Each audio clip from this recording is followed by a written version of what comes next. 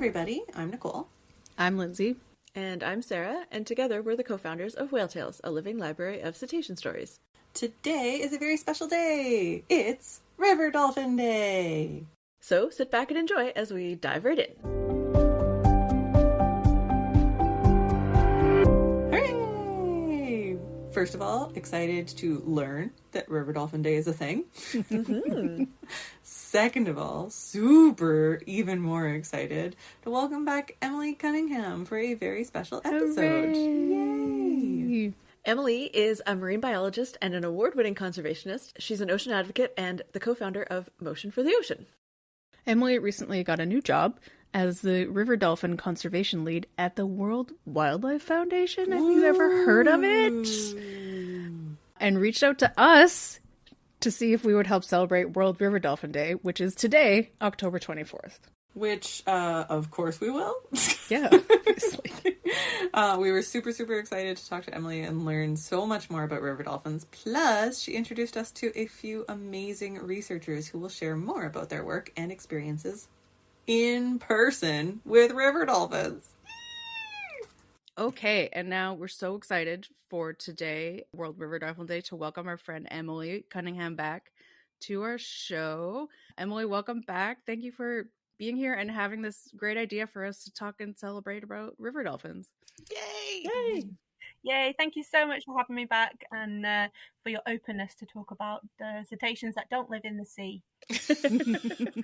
We love all cetaceans. We just focus on the ocean sometimes. There's so many more of them there. Yeah. Yes. Yeah. So, Emily, one of the reasons that we are doing this one today is because of your new job. Can you tell us about it and what's going on? Sure. So since we last spoke, I've joined WWF International. That's the Worldwide Fund for Nature, not the wrestling thing, just to be clear. And there is a few stories where people have asked me about wrestling, but no, very much the nature conservation organization. So I work for WWF International, leading their global River Dolphins initiative. And last time I was on the podcast, I told a whale tale about my interaction with river dolphins in Cambodia. And so those were the Irrawaddy dolphins that live in the Mekong River. And not that long after I'd spoken with you on the last podcast, I saw this role being advertised at WWF. And I wasn't really looking for a role at the time. I had a job, but I just couldn't stop thinking about it. I was literally lying in bed thinking about this job and the opportunity. And, I've been fascinated with river dolphins since I first heard they existed. So I saw them when I was 20, I think, and I had learned that they existed only a little while before I saw them in Cambodia.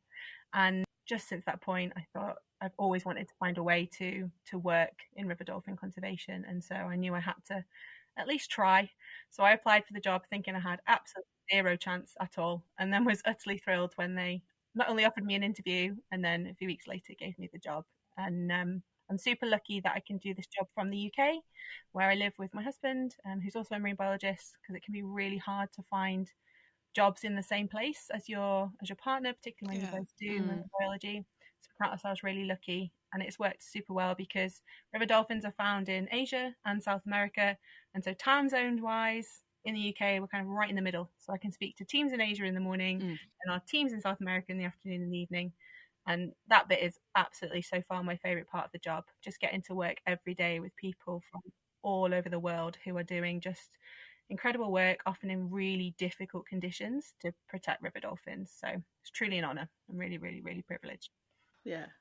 Oh my goodness. Congratulations. Yeah, that's amazing. Thank you. Yeah. When Lynn's first sent us the note, it's like, Emily's got a new job. We were all just like your personal cheerleaders. Thank you. I'm sure you have many, many, many more.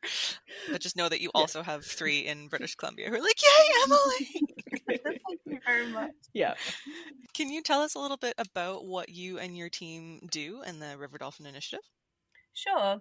So the initiative I lead is called the Global River Dolphin Rivers Initiative, which is a bit of a mouthful. So we call it RDRI for short. But it's called that because our aim is not only to protect river dolphins, but also to look after the rivers that they live in, and very much the local communities that depend on them.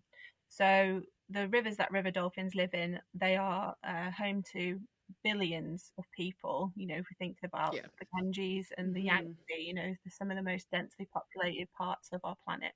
And so this is very much about the dolphins within the context of where they are, and it's not about thinking about them in isolation. And river dolphins are found, like I said, in Asia and South America, and they're found in 14 different countries. So I'll talk a bit later about the individual species, but I'll talk first about the countries. So I'm going to list them because I imagine there's probably some people who will listen to this who are from one of these countries and perhaps didn't know that there are river dolphins there. So the countries that they're found in Asia is Pakistan, India, Nepal, Bangladesh, Myanmar, Cambodia, Indonesia, and China. And in South America, they're found in Brazil, Bolivia, Colombia, Ecuador, Peru, and Venezuela. And I definitely didn't know some of those. Yeah. Yeah.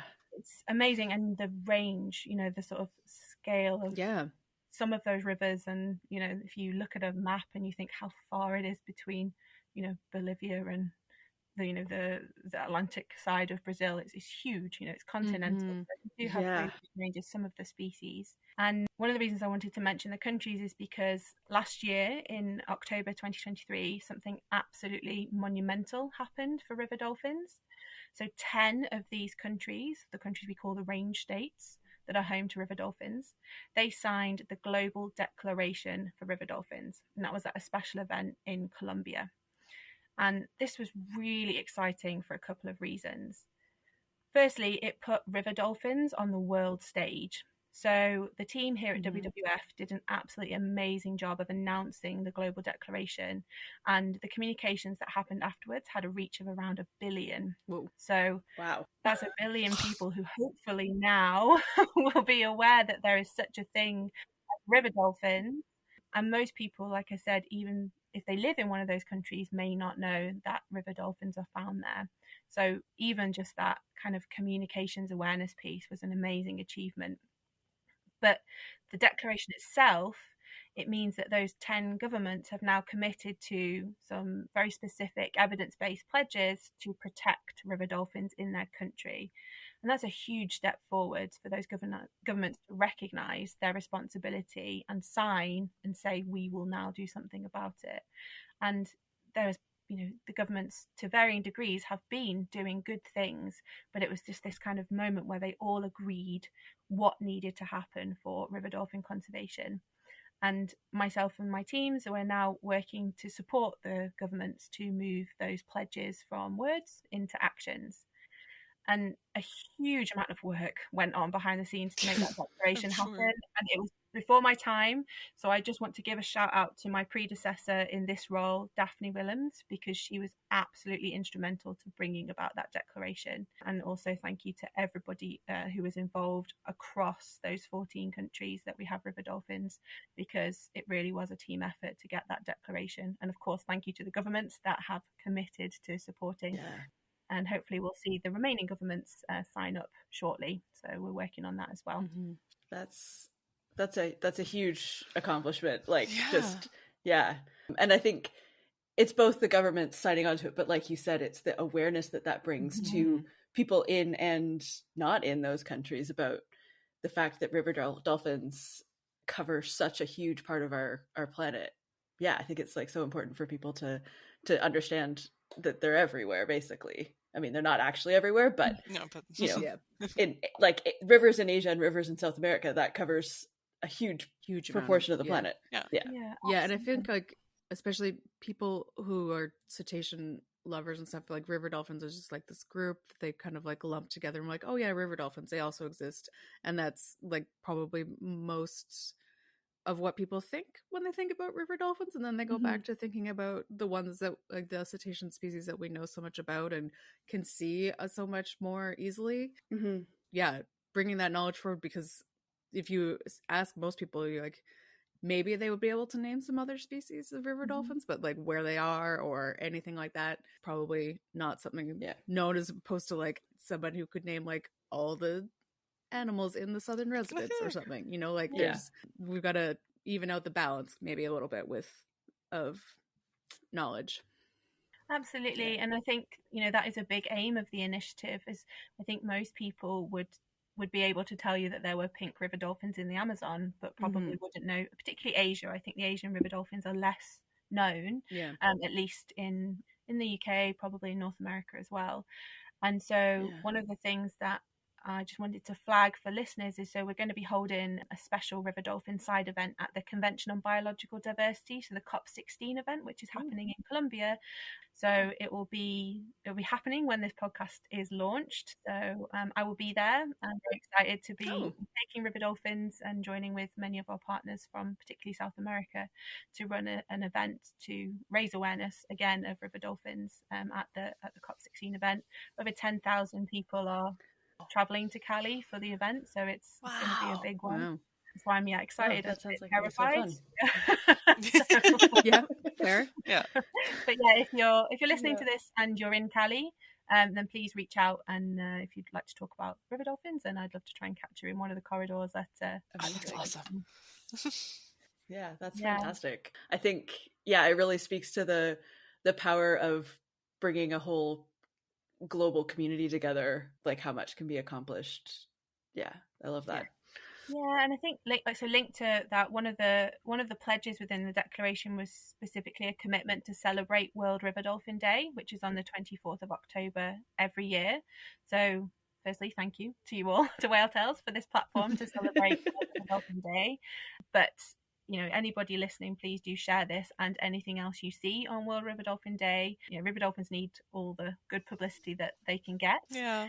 And kind of thinking about that, you spoke about the global movement, the power of bringing people together. Something else that was launched off the back of the declaration was the Global Coalition on River Dolphin Conservation. So that's open to literally everyone. So if you're an NGO, if you're a member of the public, if you're a business, if you're interested in getting involved in river dolphin conservation, we wanted to create this kind of open movement for people to join. So you can find out all the information at riverdolphins.org, and there'll be a little contact somebody button. Click that, you'll come through to me, and we can talk about your involvement with river dolphin conservation. Yay. We'd love to have you. Oh, amazing. Yeah, That's let's delightful. get this word out. Okay, so speaking of knowledge, let's talk about river dolphins, because it's 7 a.m. so I don't know if I can list all river dolphins, but I don't know how many marine species I could list at 7 a.m. either. So let's see. So we got 7. Or am I thinking of porpoises? Oh no, it's too early. There are 6 species of river dolphins. It was close. So close. Okay, Indus. That's one.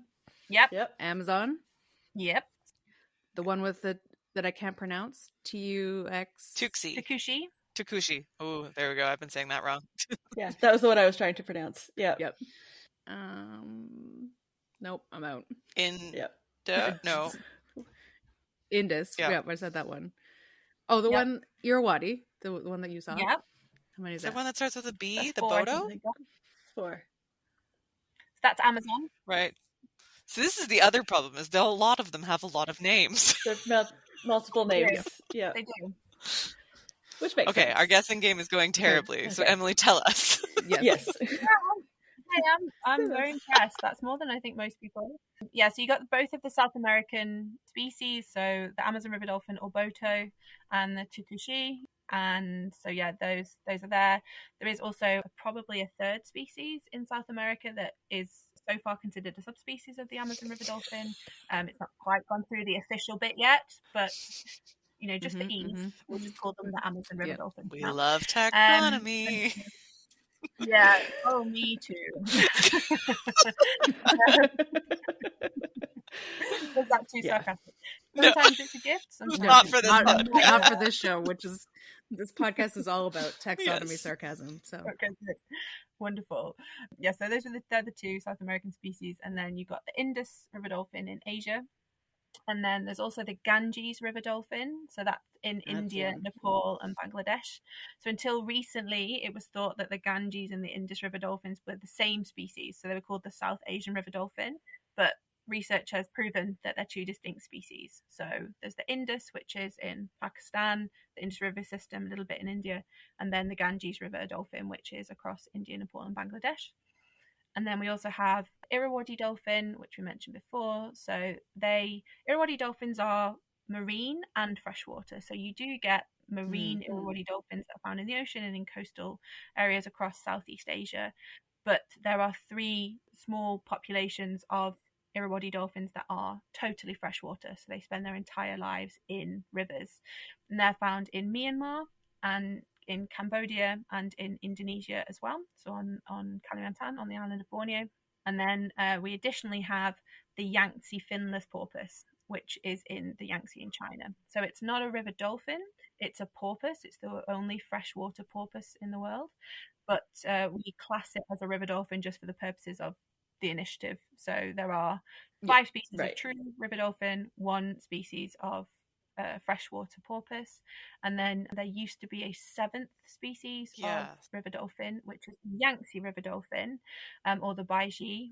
That's considered functionally extinct. It hasn't been seen for 2 decades, and so that one is lost. But I can recommend, if people are interested in learning about that, there's an incredible book called Witness to Extinction, which is about the extinction of the baiji. So yeah, would highly recommend anybody interested in what happened there and all the lessons we have learned from that to make sure that doesn't happen again. And our colleagues in China are doing incredible work for the Yangtze finless porpoise. So that is a success story in conservation. So the population was dropping in line with what had happened with the Yangtze river dolphin. You know, it was not looking good, and the Chinese government banned fishing in the stretch of the Yangtze that they are found, and that combined with the number of other brilliant conservation actions has meant that their population is increasing. So it was just less than 1,000. It's now about 1,200. So a 20% increase is definitely to be celebrated, and you know, all credit to you know, everybody involved in China, from the government to WWF China, lots of other organizations and scientists that have worked together on that. So great that people were able to like recommit to, you know, after losing the Yangtze river dolphin, to be able to recommit their efforts and the conservation efforts. Yeah, that's amazing. Absolutely, and I think Uzma's probably told you as well, and you'll hear from her, but the Dr. Uzma Khan is a world-renowned river dolphin expert, and she's based in Pakistan. And the Indus river dolphin, they are also a conservation success story, so their population's doubled as well in recent decades. So, you know, we are seeing some conservation success. The other populations, the other species that I've talked about, aren't faring so well. Some are cause me a lot of concern, some less so, but there is precedent that we can change things for river dolphins if we, you know, do the right things to help protect them. And you touched on the proper names of the river dolphins versus some of the nicknames, and I wanted to just share a couple of them because I love them. So the Boto, you said, for the Amazon river dolphin, so people will regularly you'll hear them called that. In the Ganges river dolphin locally is called Susu, which I just think is the cutest thing in the world. That's so very cute. Which is super lovely. And the Yangtze finless porpoise, they fondly call that the smiling angel in China. It's great, hey? And so that's really good, and also helpful for conservation. Yeah, absolutely. Absolutely. You know, and they do, you know, if you look at the photos of them, they have, you know, a bit like the smile. True dolphins, they've got the lovely kind of curve of it looks like they're smiling on their face. But river dolphins are, you know, they're revered in many local cultures, and there's so many legends attached to them. So, for example, the baiji, so the Yangtze river dolphin that has gone extinct, that she was regarded as the goddess of the Yangtze, and there's lots of different versions of the story of how, you know, sometimes it was a princess that became a dolphin, depending on kind of where in the range of the river dolphin you were. And the Ganges river dolphin is a companion of the goddess Ganga, and obviously the river Ganges is a holy river, so there's a huge amount of kind of religious and spiritual significance, not only for that river dolphin but for its home as well. In the Amazon, the Boto is said to transform into a handsome man when the moon is full, who leads girls in love. I don't know if you can kind of picture an Amazon river dolphin in your mind. I would not really use the word handsome. No, they have a different kind of quality, but you know, Depends what you're into, I suppose. Yeah. Very Um, distinct looking. distinct They're looking, still yeah. pink? Like, They're pink. They're Yeah. When I talk about my job and I talk about river dolphins, I a lot of the words you would use for kind of whales and marine dolphins, you can't really use for river dolphins. They definitely have a different quality, but they are beautiful in their own way, shall we say. yes. Yes. But Definitely. the Irrawaddy dolphins that I talked about, they're the river dolphins that like sort of captured my heart. And I saw the ones in Cambodia, but they're also, as I said, found in Myanmar and in Indonesia as well. And so the ones that are found in Indonesia, some of the local communities have some folklore around them, which is that the river dolphins in the Mahakam River are descendants of two naughty, hungry children, and they ate a shaman's hot rice without their permission. Oh, and no. afterwards, because they were so hot, because the rice was hot, jumped into the river to shed the heat, and they turned into dolphins. So that is apparently how they came to be there, which I really love. Wow. Yeah. Yeah. like I think, it's such an important reminder that, especially with river animals compared to ocean animals, like the even closer connection to the people that live around these rivers. I think it's so great to remember. Yeah. Yeah. So important. Yeah. So, there's so many ways that any animal is important to people. For some people, I suppose maybe I don't want to speak for everybody here, but for me, my attachment to a lot of marine animals and river dolphins is very much like I'm fascinated by their ecology, and I'm really interested in them as a kind of species within their ecosystem. Yeah. But it's been such a good learning for me for understanding all the ways that nature and the natural world is important to people. And I've really enjoyed learning about the kind of the faith and spiritual based value systems that makes them important to different people around the world. And when I go to South America shortly for COP16, I have the opportunity to go to Amazon, and I'm so excited, and that's something that I'm really particularly excited to learn about. I think it's really fascinating because it's very appropriate for our podcast on our website, being Whale Tales. We tell stories, and stories are fundamental to the human experience and always have been. And whether they're folk stories or true stories that listeners have put into the website, the way that we tell those stories and the way that they help us connect to the world, and in this case, river dolphins, is really it's really meaningful. So I'm fascinated by the same thing, Emily. I totally understand. Yeah. Thanks for sharing those. Yeah. Those were really fun and cool, but also definitely sheds the importance of how interconnected these animals have been with the people around them for millions of years, probably. Yeah. Amazing. I guess since we're talking about the conservation of river dolphins, especially in the lead up to River Dolphin Day, I guess we should move on to talking about both the threats to these river dolphins and also, I think, the flip side of that, which is what we can do both near and far from these river dolphins. Yeah, absolutely. So, river dolphins, in every single case, so every single species and every single country of those 14 that I listed, the biggest threat to those river dolphins is bycatch. And so that's them being caught in gill nets normally.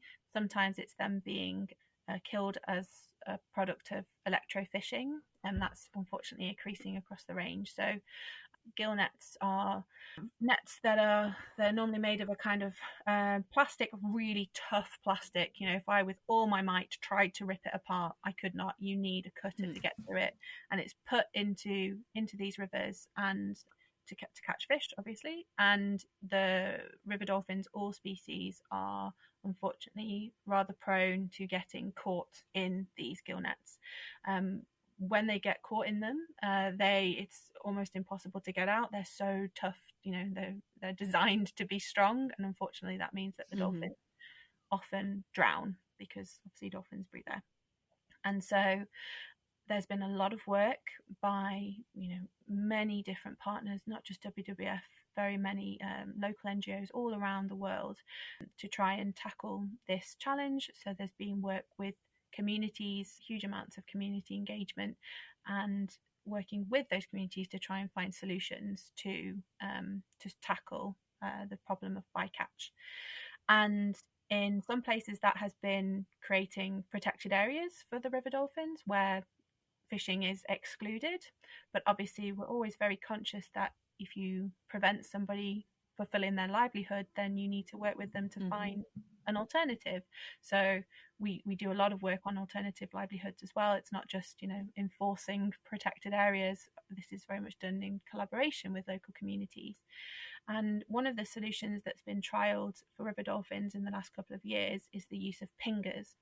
So pingers are little devices that emit a noise, and it kind of scares the dolphins away from the net. They've been used pretty extensively for lots of species of marine dolphin, but until quite recently they hadn't been used for river dolphins. And I'm pleased to say we've had some incredible success with the trials that have been done for pingers.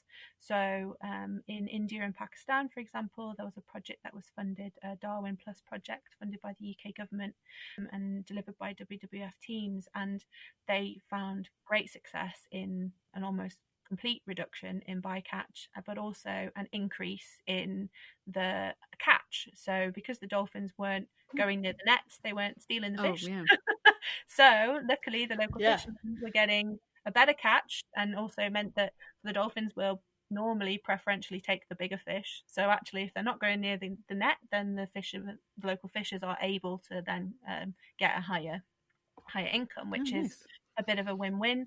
Obviously we're very conscious that when we work in these places, like I said before, it's about the kind of health of the entire river ecosystem, not just the dolphins within that ecosystem. So freshwater fish populations are super important to be monitoring and thinking about too. Some species of river dolphin have responded well to pingers, some less so. The Amazon river dolphins, for example, some populations they seem to have responded, and some they're just so confident as a dolphin. They just ignore the pinger and they just go and feed on the nets anyway. If anything, it has the dinner bell effect where they're like, oh good, some free fish. So we're hoping to roll out those pingers more widely. The community buy-in has been really good, mostly because, as we say, they can continue to fish, they get more money. They've been almost across the range, they've been keen to be involved in this trial, but unfortunately the cost of pingers is quite high, and in a lot of these places it's just prohibitively high. So we're trying to find solutions where we could roll it out further, and we're also looking to trial low cost solutions. So with the Franciscana, so a dolphin that lives in South America, the La Plata dolphin it's sometimes called, they had some success in using plastic bottles. So just your standard plastic bottle that are found everywhere all over the world, they fixed those the gill nets, and because of how the sound is perceived by the dolphin, it reduced bycatch significantly. So we're hoping that we can trial that for river dolphins, because if that was successful, it could be game changing in terms of a low cost way to reduce that bycatch. And we also want to trial some other kinds of gear modifications. So there's a kind of net called a scratchy net, which we're keen to see if dolphins can perceive that more clearly, and perhaps they'd be less likely to accidentally get caught in it. But we also have the problem of, if there's lots of fish in it, maybe they'll still be drawn to it. But it's something we would like to trial. So the bycatch one is the most significant threat, but it's hopefully the one that we have, I think, the most agency to be able to work with communities to solve. And especially since you're so focused on like having that buy-in from the local people who are fishing, like that's I mean, any conservation involving bycatch that I've heard of that doesn't involve local people, like it's not going to work, because it's a top-down solution that there's no buy-in for. So it's amazing that there's such great collaboration. Absolutely. And inclusive conservation, if we can term it that, that is absolutely core to not just this initiative, but to how WWF operates, and very much how I operate. That's kind of the first question I asked in my interview for WWF is, what is your policy on this? Because for me, it's a red line. Conservation is with communities, and those interventions we make in those countries have got to deliver benefits for local communities. Local communities have got to be better off as a result of us doing that work in that area, rather than being diminished in terms of income, quality of life. Any of those things got to be done thoroughly in partnership, wholly in partnership. Yeah. And I think the bycatch one is a really great example of where that can be done. And then some of the other ones, so some of those other threats, which are much harder to try and manage at a community level. So I'm sure you'll hear from Uzma perhaps about the irrigation canals in Pakistan, and so across the range for river dolphins, dams and barrages and different kinds of modifications to river systems for infrastructure. So whether that's related to irrigation for farming, whether it's related to kind of flood management or hydroelectric dams for green energy. I won't delve into that, but they can be good, can have sort of challenges too. So that changes the river flow, and so we are seeing in some of those populations that is already having a significant effect. So if you're changing the kind of the flow regime of a river, it will possibly be kind of lower at certain times of year or higher than it has been historically. Right. And not just the dolphins, but the whole ecosystem has evolved to function within that kind of normal pattern, and that is changing. And so it's not just the dams and the infrastructure and where they're built. I mean, it's almost okay, that's what we've got to work with. And in many places it's completely, it's hugely restricted the range, so where those populations were found, and it can fragment them. So for example, now there's a really tiny relic population of Indus river dolphins which are in India. There's we think about 6 left in this one tiny tributary, and they're completely disconnected from the rest of the population because of barrages and dams. And so those things are much harder to deal with. So what we try and focus on is, when there is interest in new dams, how do we engage with that to try and mitigate, limit, or in some instances outright say this can't happen, try and influence for it not to be built.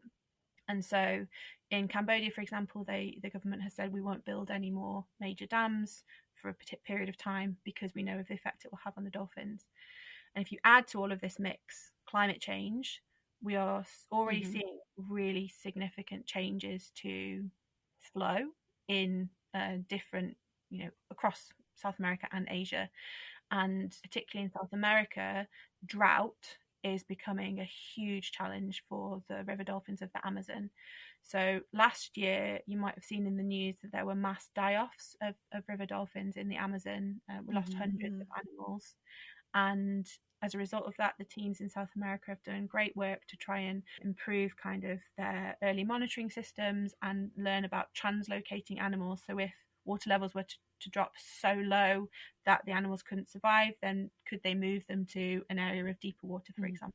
This year already, water levels are scarily low, and we're starting to hear reports of dying Amazon river dolphins, the 2 species within the Amazon. And so I dread to think by the time this podcast goes out what might have happened. Hopefully it won't be as bad as last year.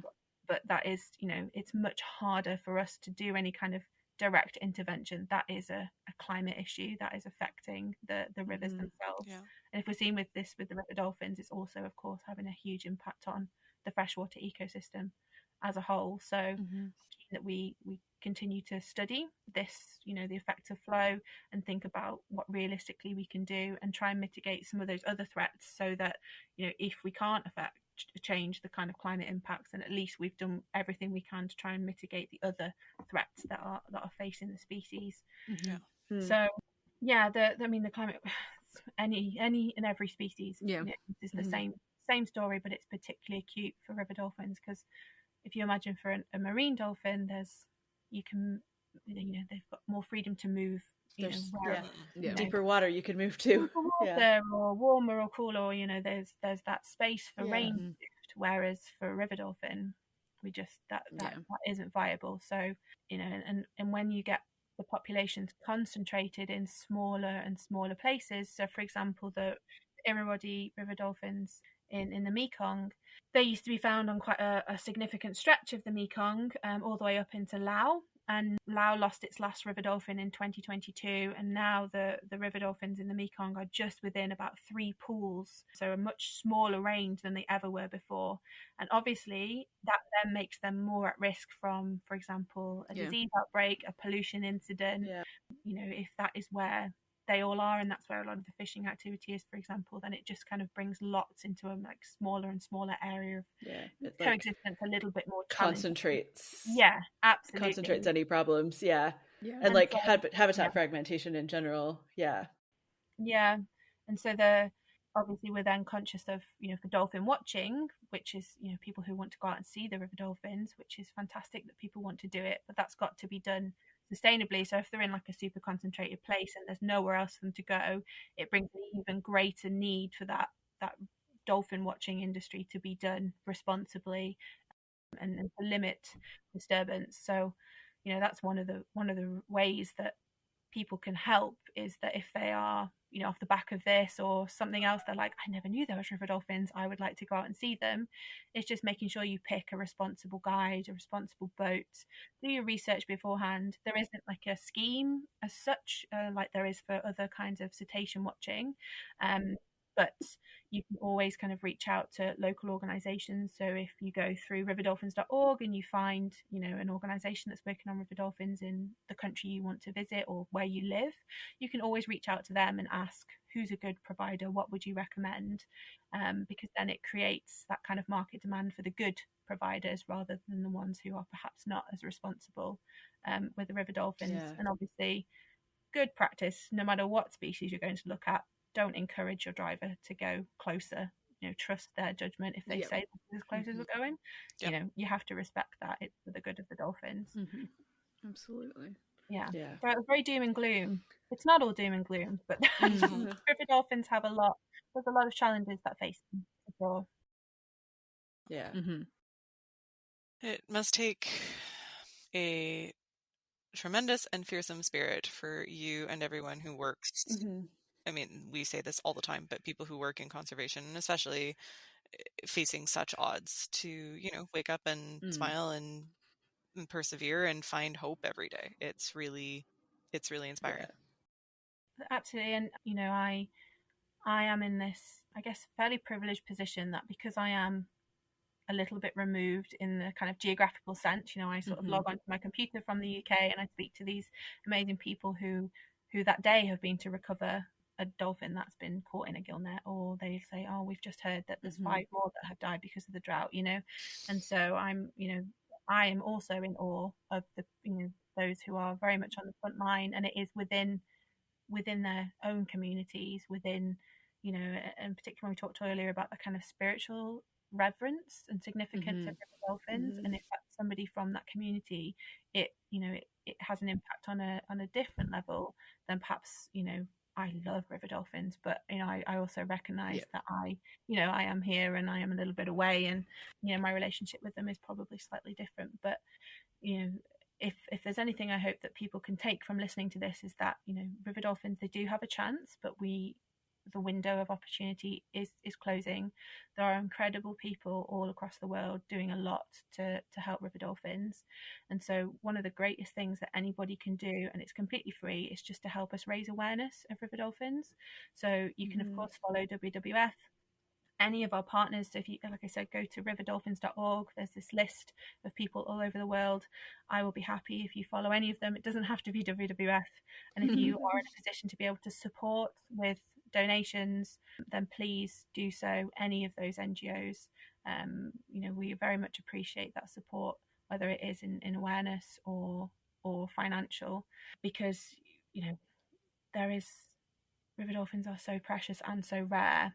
If we, it doesn't take much of an event to lose much of a population. Some of these populations are, they're less than 100 animals, so it really is kind of crunch time.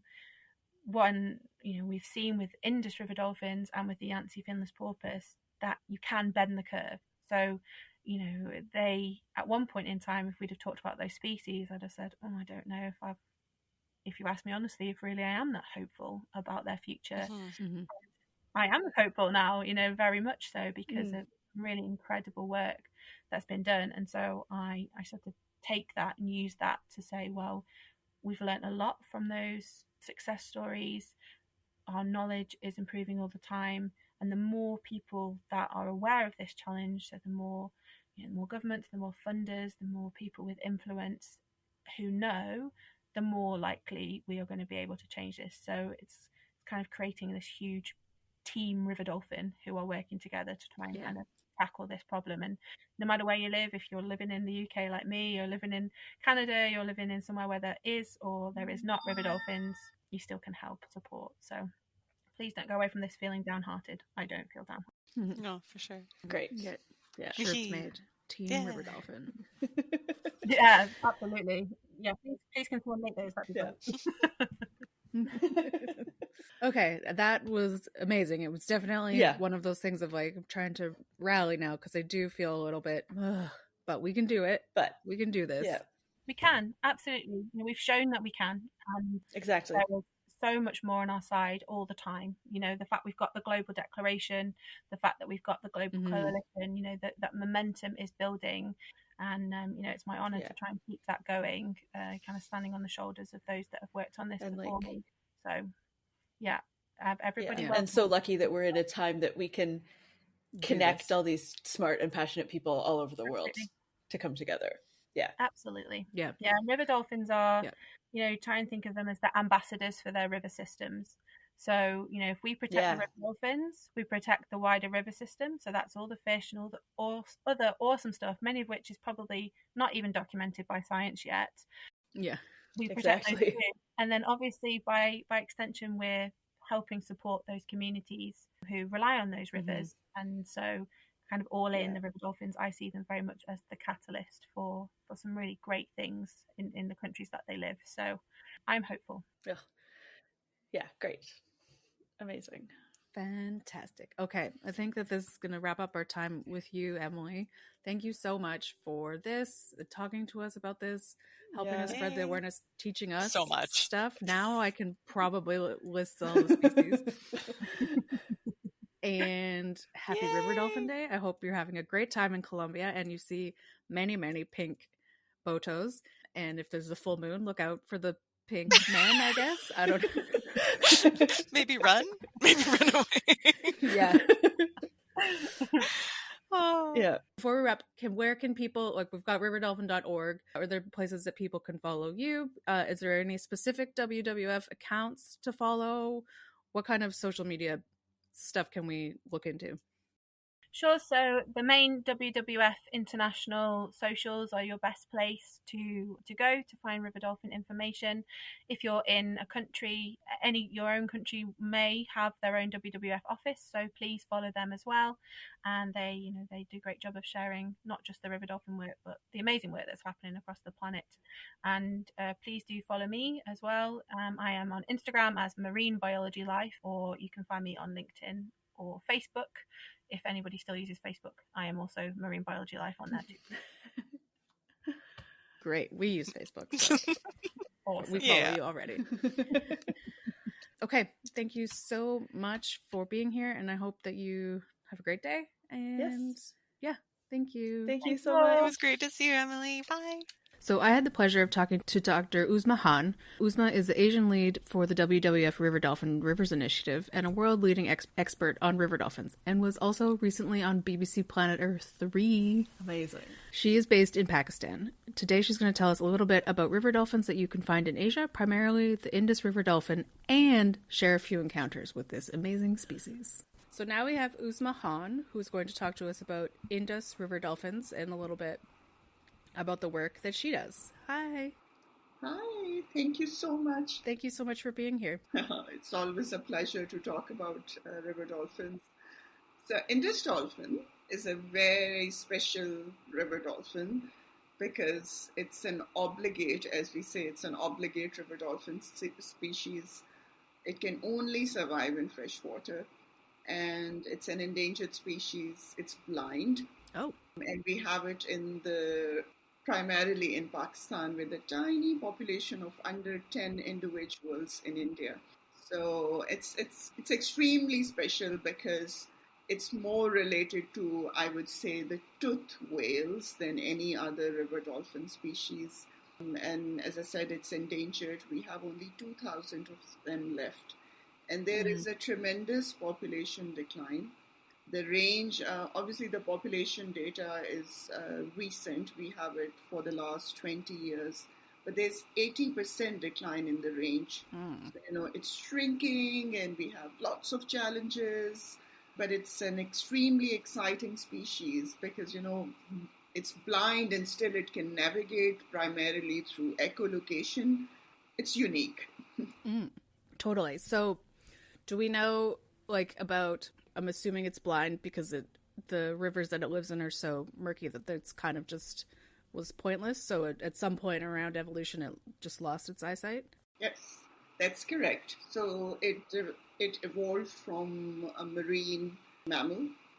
And then, as the continents change in a simple way, and as mountains, Himalayas develop, because of the collision, the rivers developed.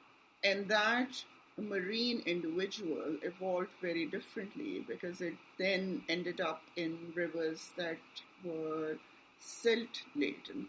So, if you can't see, gradually, the individual lost its eyesight, but it developed a very sophisticated echolocation. So I have done numerous postmortems of, dead individuals to determine the cause of mortality.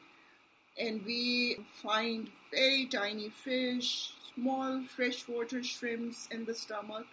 So it was amazing when I first saw it because, you don't expect an animal which is about 6.5 feet, 6.5 feet long, and it's eating really small animals. So, that sophistication, if for an animal which is blind and it's totally dependent on echolocation, navigating and finding prey, it's amazing.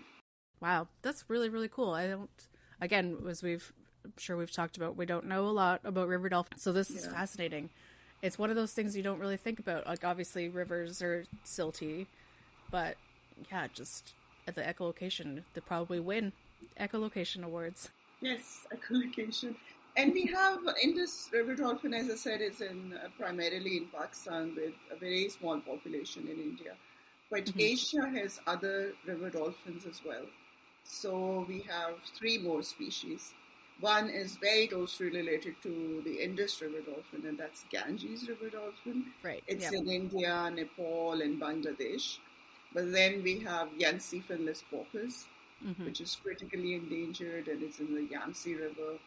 And then we have another species, it's called Irrawaddy dolphin, and it's in 3 rivers, very small populations in 3 rivers. Mahakam in Indonesia, then Mekong River in Cambodia, and then Irrawaddy River in Myanmar. So, they are very small population, altogether less than 250 individuals. Oh, wow. And so Asia that way is very diverse, and we are very fortunate to have 4 species of river dolphins because they are so confined in their range, very different from marine dolphins. So, definitely, yeah. Not what you think of when people normally think of dolphins, for sure. Yeah, it's unfortunate that they are not very well known because they are also different. If you see a marine dolphin and then you see a river dolphin, their behavior and the way they are completely different species and not very well known because unfortunately, but I feel that rivers and fresh water is considered more like a commodity, a resource. Yeah. And, not like, it's like a beautiful ecosystem. That's not how people view this, which is sadly the case. And that is the reason probably why there is not much awareness about river dolphin species. Yeah. No, that totally makes sense. So many cities are based around rivers and have been for thousands of years. And that's just... It's so, we need this, and so we'll do what we have to, and the ocean is just there, and they can have the ocean until we need it, kind of thing. Yeah. So you have been lucky enough to see Indus River dolphins. Would you mind sharing one of your encounters with that species with us? Well, it's so difficult to pinpoint, some, because I think every encounter I have is extremely special I in bet, its own yeah. way. But I think I can share a few. Yeah. So my first time I saw it was more than 20 years ago. This was 1998. And so I was obviously like a new recruit, and I think I was fortunate to get that opportunity to, see such a special animal. And this was a stranded dolphin. It was trapped in an irrigation canal, and I was recording the surfacing intervals because obviously they are mammals, they have to come out. So, this is what I was doing, and it was a rescue operation. So there were fishermen and wildlife department staff all trying to, corner this animal in a way so that they can grab it and translocate it back to the main river stream as part of the rescue operation. And what amazed me was that this animal, it was surfacing every 2 minutes, 2.5 minutes, but as soon as the disturbance started in the canal, the animal started to spend more time underwater.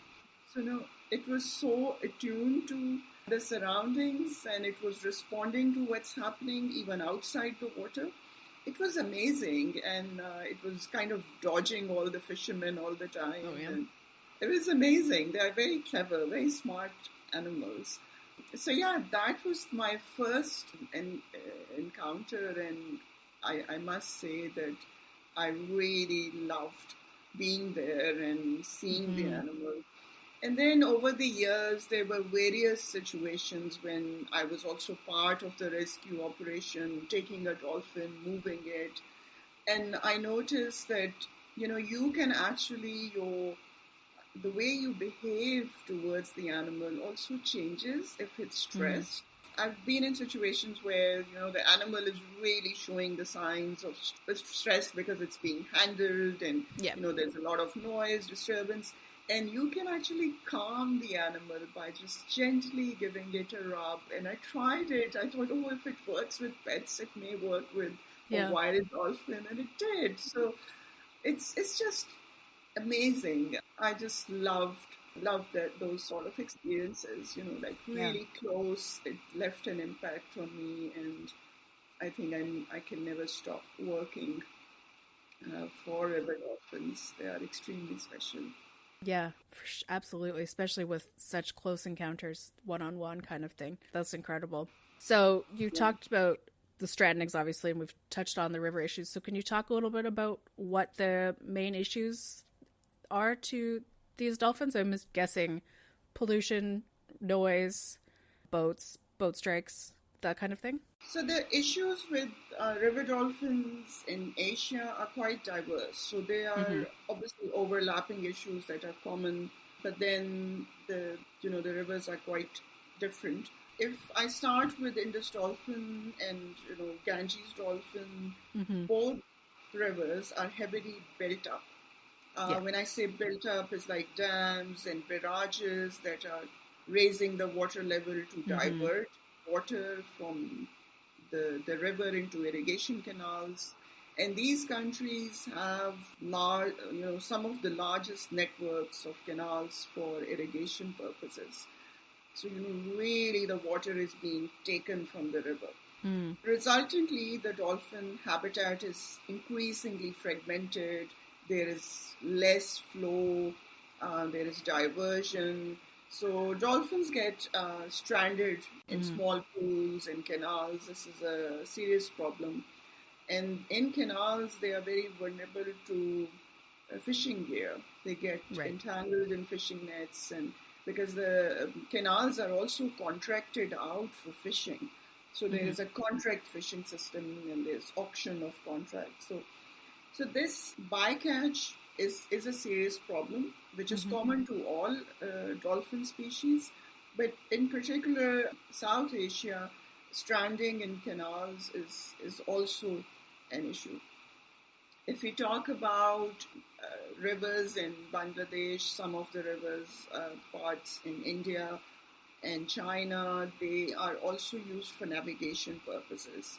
So, there's vessel traffic and it causes noise pollution, disorientation of the sonar because there's interference with the sonar, so animals get disoriented. And there is evidence that there is increasing, injuries, collusion with vessels. So those sort of issues exist. In smaller, for Irrawaddy dolphin, which is as I said before, in Mahakam River in Indonesia, Mekong, Cambodia, and Myanmar, it's the bycatch is a serious problem. So the population, especially in Cambodia, is declining very rapidly. And we see mortality, and that mortality is because of bycatch. And then illegal fishing practices, that also exist in Pakistan, where we have Indus dolphin. There is electro-fishing, so, current is used to... Yeah. Because for fishermen, some especially really poor, they are...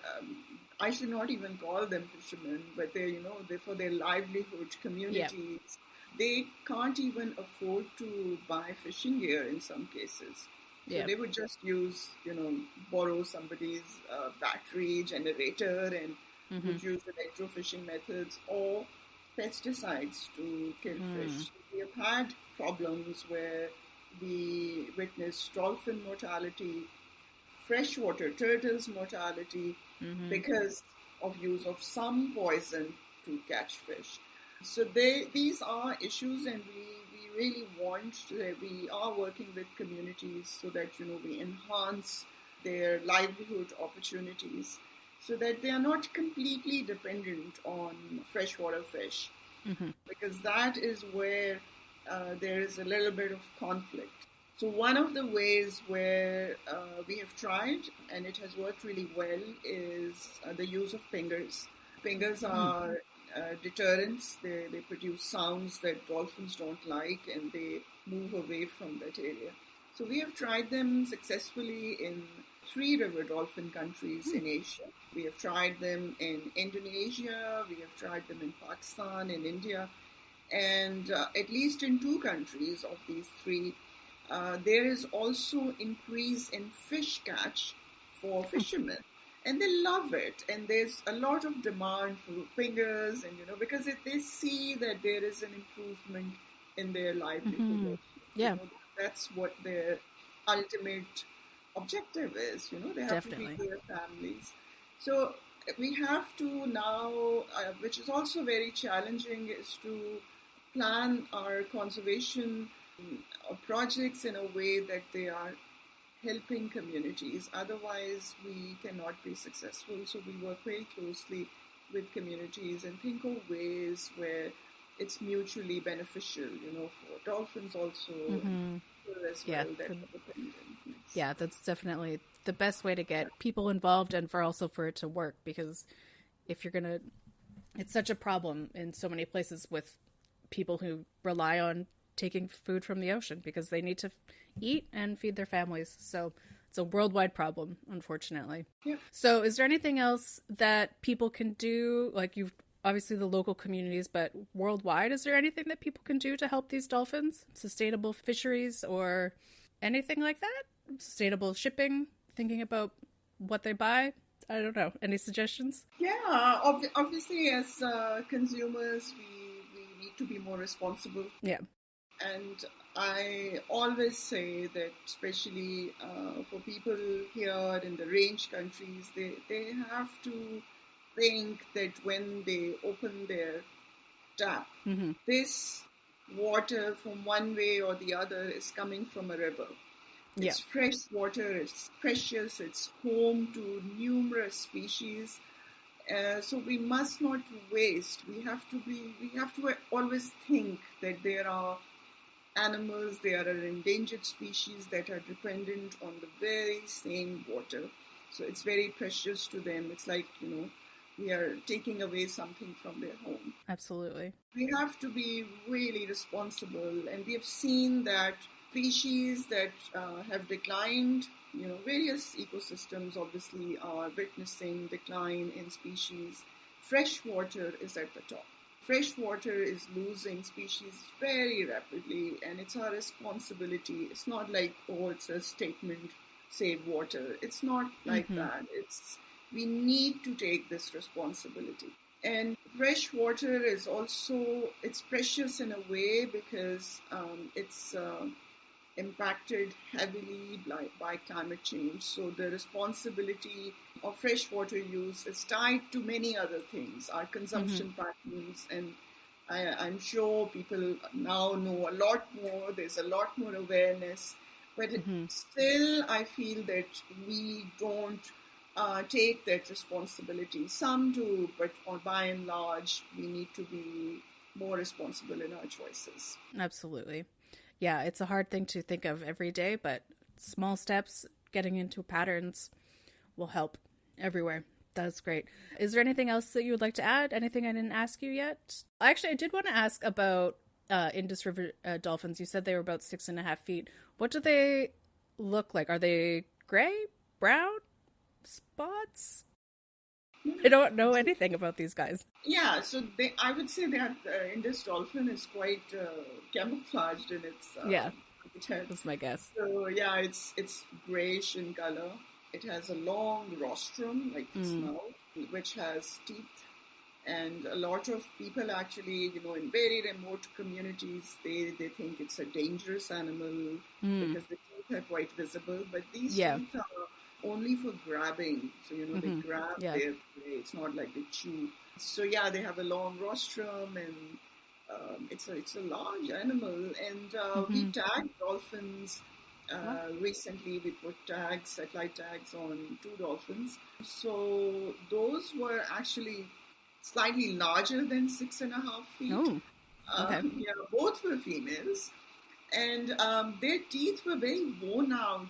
They were like, some, which obviously shows that they were older individuals. They were yellow and they were not sharp. And it was amazing, to see that up close. And we put tags. And this was done for the first time 2 years ago. And we found so much about their movement, which we didn't know before. So, and the interesting thing is that these dolphins started to move more and more as the water level went up, which is obvious. But, to see it happening because we were recording the water flow and corresponding movement every day. And it was amazing how water availability, water level impacted their movement pattern. And we always thought, so, generally the people view that these dolphins in rivers don't move all that much because obviously the rivers are fragmented and the water flow, they are restricted by water flow. But we noticed that these dolphins were moving a lot more than we had ever expected. Wow. So one of the dolphins went up to like 48 kilometers within a couple of days. So it's like very rapid and coming back to its release site, going up again. It was quite interesting, and they were using the side channels, which we never thought. We always thought, they'll probably spend more time in the main river channel. But when there is water, they use the side channels of the river equally well as they do the main channel. Yeah, so very, very interesting, and we want to keep tagging so that we understand them more, because then you can really save them through habitat management and focusing your conservation effort according to where they spend more time. Exactly. Yeah, that's so fascinating. I just want to talk to you for hours and hours. So many more questions, so we could talk. But I think at this time, I'm going to let you go. So thank you so much for being on the podcast with us. This was fascinating. It was great to learn about what's happening with these dolphins and your experiences with them, because it's a unique experience, river dolphin work. So that was amazing. Thank you so much. Thank you very much. It's a pleasure. So great. Okay, we were also able to hear from another amazing researcher, this time in South America, Mariana, She is a Brazilian freshwater biologist specializing in river dolphins with a PhD in ecology. She works for WWF Brazil and coordinates the South American River Dolphins Initiative. Today she'll be talking with us about the tucuxi. Hello, my name is Mariana Pasqualini Frias, and I am a biologist, PhD in ecology, and expert in Amazonian aquatic mammals. Today, I am the leader of the SARDI, South America River Dolphins Initiative, and the conservation expert specialist at WWF Brazil. I'm here today to talk about the smallest species of river dolphins in the world, and the only representative of the Delphinidae family in the freshwater, the tucuxi, Sotalia fluviatilis. The tucuxi inhabits the Amazon waters in sympatry with the pink river dolphin, but it is much smaller, reaching on average 140 centimeters and weighing around 50 kilograms, while the pink river dolphin reached 275 centimeters and 230 kilograms, much bigger. The tucuxi is a gregarious and super social species. It can form groups up to 30 individuals. They display acrobatic aerial movements and always seem to be smiling. I remember the exact moment when I arrived at the Amazon and was greatly surprised by a huge group of tucuxis fishing in a beauty lake confluence. I can imagine such a creature was so magical. It was a magical moment when I noticed how they worked together to catch the school fish, how they were teaching the younger ones how to fish, and how docile and friendly they seemed to be. The tucuxi is culturally known in the Amazon as the river soldier. Local legends tell of large groups of tucuxi who saved people from shipwrecks by taking them safely to the riverbanks.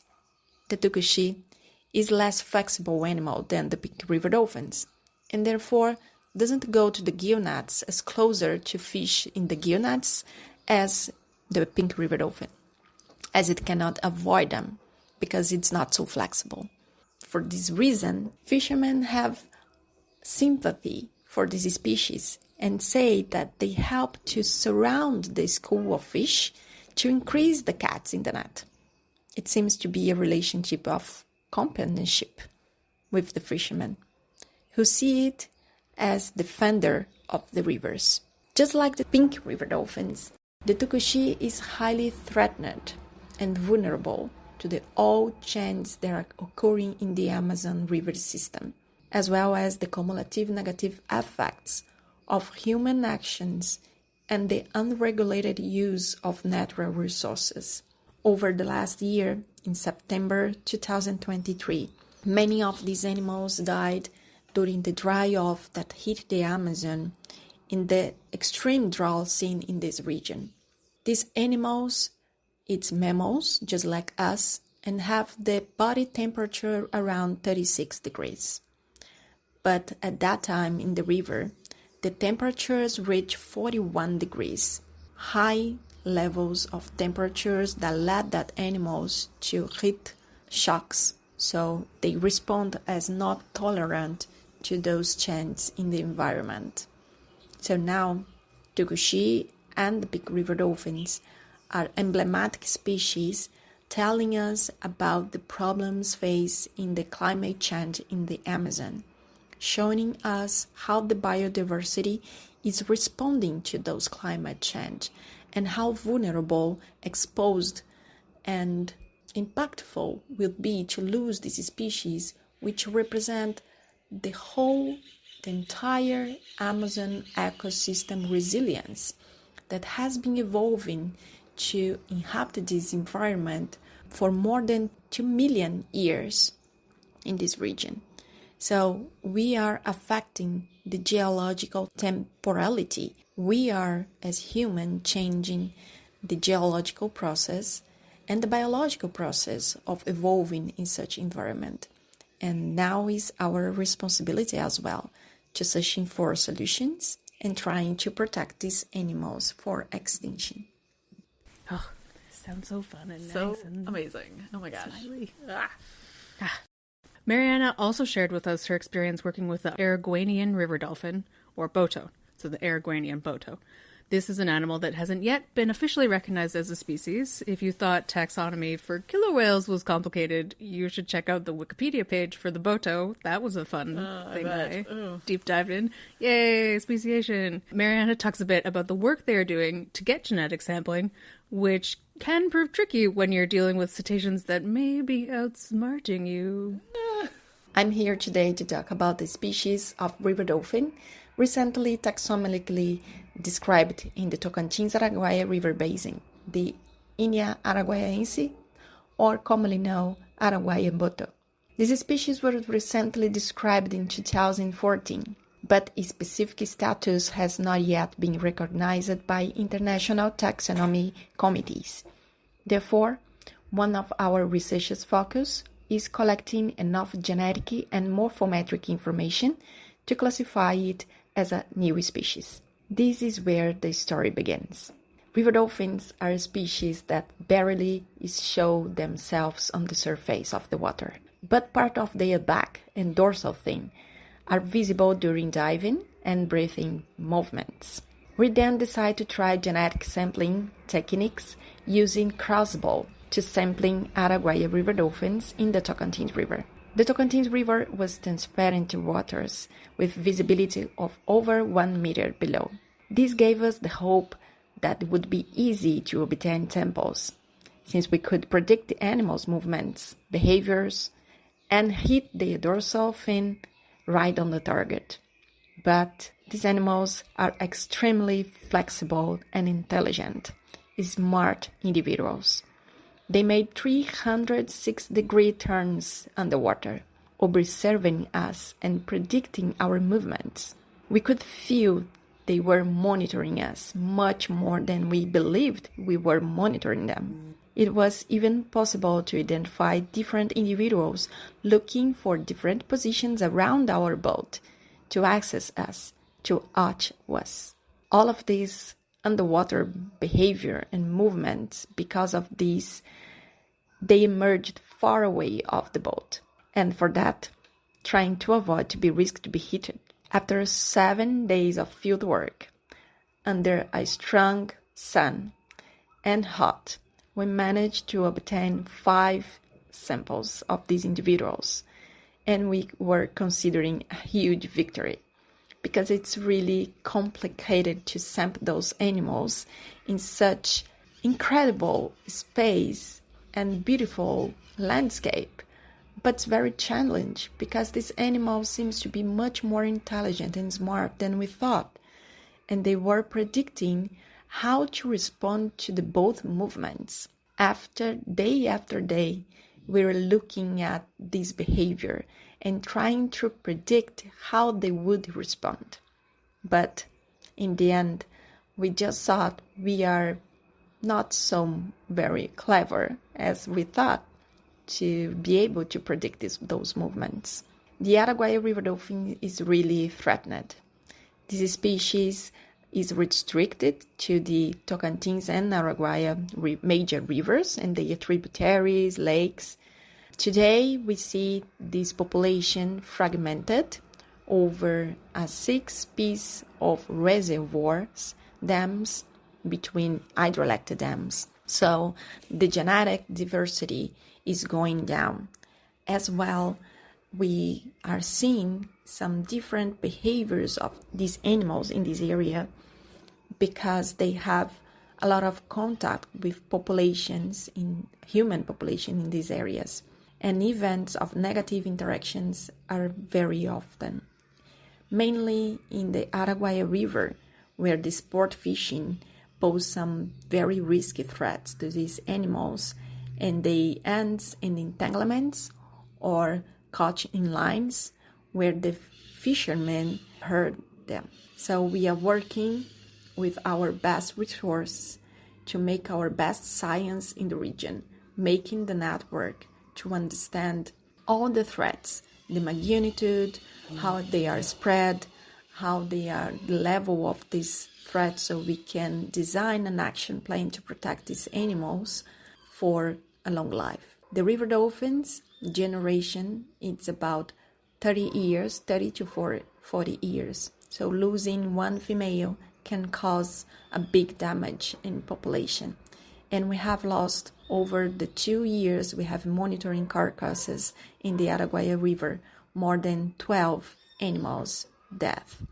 So this is really concern, and that's why we are passionate to do our science and collaboration in this river basin to try to get the most information as possible for the region, for the species and its classification, so we can have the appropriate measures to protect these dolphins.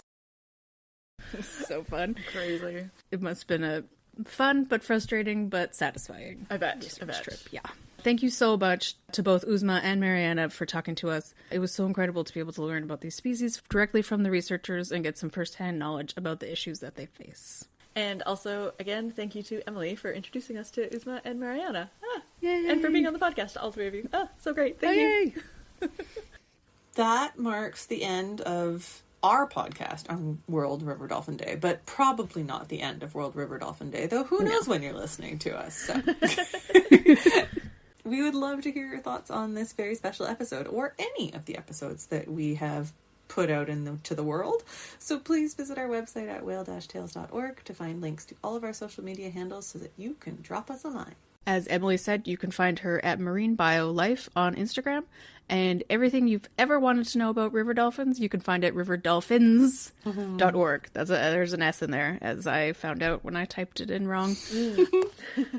And of course, you can follow WWF on all social media accounts. Be sure to check for a local branch, as well as following the global accounts. You can also head to our website to subscribe to the podcast. You can learn more about supporting us and becoming a patron, and also check out almost 1,500 whale, dolphin, and porpoise stories, including our awesome river dolphin stories, which are few, but hopefully we'll keep growing in numbers. So if you have any, you know where to find us. Send them in. That's whale-tales.org. Tales like the stories, not tales like the animal. And if you've seen a cetacean, we would love to add your story to our library. You can click the share link on our website, or you can contact us on social media at whaletales_org, or you can email us a voice memo and tell us all about your incredible cetacean encounter. Finally, we want to acknowledge that we recorded today's episode on the unceded territories of the Coast Salish peoples and the Musqueam, Squamish, and Tsleil-Waututh nations. Thank you everyone so much, and we hope you have a river dolphin-y day.